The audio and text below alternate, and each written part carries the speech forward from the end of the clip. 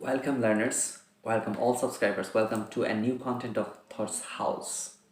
আপনারা যারা বিসিএস প্রিলি পাস করে এখন রিটার্নের জন্য প্রস্তুতি নিচ্ছেন সেক্ষেত্রে আপনাদের খুবই কমন একটা কোয়েশ্চেন থাকে। আমি যারা আমার পরিচিত লেভেলে যারা আছেন অথবা আমি নিজে যখন পরীক্ষা দিয়েছি তখন আমি যে সমস্যাতে ভুগেছি সেটি হচ্ছে নিজের সাবজেক্টিভ অথবা পদ সংশ্লিষ্ট বিষয়টা নিয়ে আমি একটু ঝামেলায় পড়েছি, নিজে ফেস করে আসছি।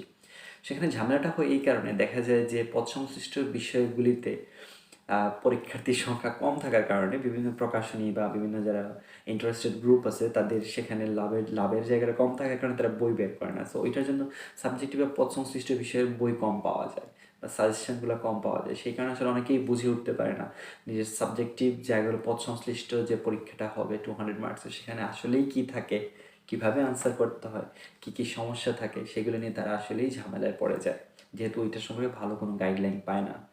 সো এক্ষেত্রে আমি আপনাদেরকে খুবই সিম্পল একটা ট্রিক্স দেওয়ার জন্য আজকের এই কন্টেন্ট নিয়ে হাজির হয়েছি। আশা করি সবাই শেষ পর্যন্ত থাকবে।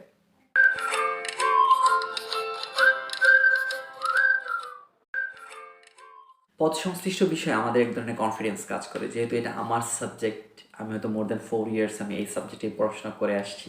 সো এটাতে আমি খুব একটা খারাপ করবো না। বাট ঝামেলা হয়ে যায় আমরা প্যাটার্নটা অনেক সময় ধরতে পারি না, আসলেই কোন ধরনের প্যাটার্নে প্রশ্ন হবে বা কী হইতে পারে। এই ধরনের এক ধরনের চিন্তাভাবনা মাথার মধ্যে কাজ করে। তো এক্ষেত্রে আমি আপনার আসলে এক কথায় খুবই সহজ একটা সলিউশন এখানে আছে। আপনারা যারা একটু সচেতন এবং যাদের পক্ষে সম্ভব আপনারা একটা কাজ করবেন, সেটি হচ্ছে আপনি যে সাবজেক্টে আপনি জয়েন করতে চাচ্ছেন বা যে ক্যাডারে টেকনিক্যাল আপনার সাবজেক্টিভ বা আপনি যে ক্যাডারে জয়েন করতে চাচ্ছেন টেকনিক্যাল ক্যাডারে, ওই ক্যাডারের ডিপার্টমেন্টাল এক্সাম এবং সিনিয়র স্কেল এক্সাম হয়। যারা অলরেডি আপনাদের এই জায়গাটা মানে যারা ক্যাডার হয়ে গেছেন তাদেরকে ডিপার্টমেন্টাল এক্সাম দিতে হয় এবং সিনিয়র স্কেল এক্সাম দিতে হয়।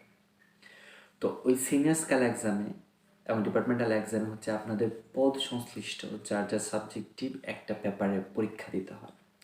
তো ওইখানে দেখা যায় যে যেহেতু ওই পরীক্ষাতে যে প্রশ্নগুলো করেন, যারা প্রশ্ন করেন আর এখানে আপনাদের বিসিএস রিটেনের প্রশ্নকর্তারা ওনারা প্রায় সিমিলার প্যাটার্ন ফলো করেন। কারণ সিনিয়র স্কেল এক্সাম এবং ডিপার্টমেন্টাল এক্সামের অথরিটি হচ্ছে BPSC, Bangladesh public service commission, এবং সেই একই বিপিএসসি কিন্তু আপনার প্রশ্নটি আপনার পরীক্ষাটি নিচ্ছে, আপনার সাবজেক্টিভ পরীক্ষাটি নিচ্ছে। যেহেতু অথরিটি একই, সো সেম কারণে তারা সেম ধরনের প্যাটার্ন ফলো করে অভ্যস্ত।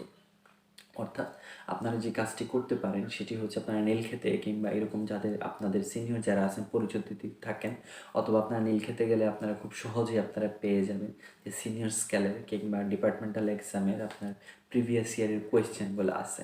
তো সেই কোয়েশ্চেনগুলো থেকে আপনারা জাস্ট যদি আপনাদের ওই পদ রিলেটেড বা আপনাদের সাবজেক্ট মানে পদ সংশ্লিষ্ট বা সাবজেক্ট রিলেটেড টপিকের প্রশ্নগুলো তারা কিভাবে করেন সেই প্যাটার্নটা যদি দেখেন, তাহলেই আপনারা বুঝে যাবেন যে আপনাদের বিসিএস রিটেনের সেই পদ সংশ্লিষ্ট বিষয়ে প্রশ্নটা কীরকম হতে পারে এবং ওইখানে কোনগুলো ইম্পর্টেন্ট, কোনগুলো পড়া উচিত, কোনগুলো না পড়া উচিত।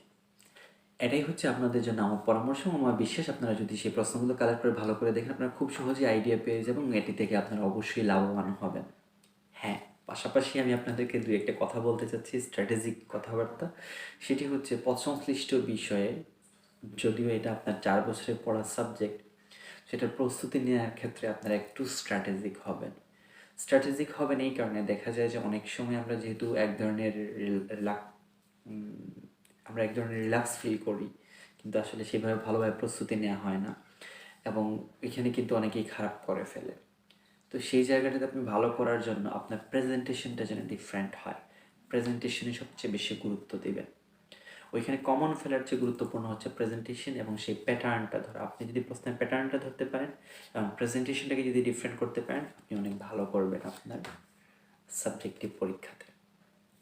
অ্যান্ড অ্যানাদার ওয়ান থিং, আপনারা যদি সিনিয়র স্কেল বা ডিপার্টমেন্টাল এক্সামের প্রশ্ন যদি কালেক্ট করেন প্রিভিয়াস ইয়ারের, ওই বইগুলোতে আপনারা পাবেন মানে শুধু প্রশ্নের জন্য আলাদা বই বের করে ওরা, ওইখানে আপনারা খুব সুন্দর একটা বোনাস জিনিস পাবেন, সেটা হচ্ছে এখানে চলতি বিশ্ব থাকে।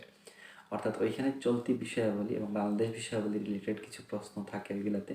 তো তখন দেখবেন আপনি কি আমাদের যে বিসিএসের রিটেনের বাংলাদেশ বিষয়াবলী এবং চলতি মানে আন্তর্জাতিক বিষয়াবলীর প্রশ্ন সম্পর্কে আপনারা কিছু ভালো সাজেশন পাবেন ওইখান থেকে। ওই যে যেহেতু বলেছিলাম একই অথরিটি, একই প্যাটার্ন, একই স্ট্যান্ডার্ড মেনটেন করার চেষ্টা করেন ওনারা, সেই কারণে আপনার প্রশ্নের মধ্যে একটা মিল খুঁজে পাবেন। তো তো দ্যাটস অল। সো তাহলে প্রশ্নটা কালেক্ট করে সবাই নেমে পড়ুন, ভালো একটা রিটেন পরীক্ষা দিন, সবার জন্য শুভকামনা থাকলো, ভালো থাকবেন, সুস্থ থাকবেন।